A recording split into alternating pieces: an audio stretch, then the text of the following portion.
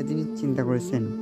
হাদি ভাইকে যে মারা হয়েছে, এই মারার পিছনে কারা হাত রয়েছে, কাদের হাত রয়েছে? আমার মনে হয় সরকারের হাত রয়েছে।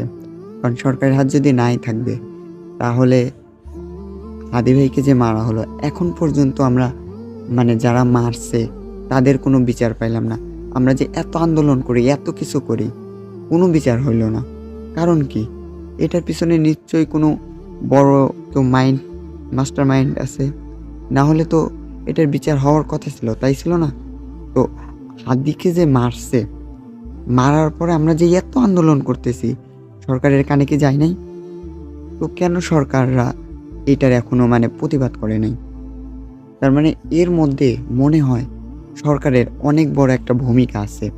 কারণ ভূমিকা যখন নাই থাকবে, তাহলে শেখ হাসিনার যে পরিবার ছিল, তার পরিবারের হত্যাকারীদেরকে নিয়ে এসে শাস্তি দেওয়া হলো।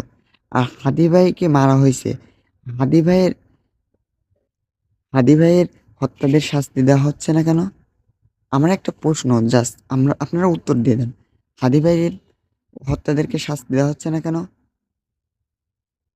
বলেন সবাই।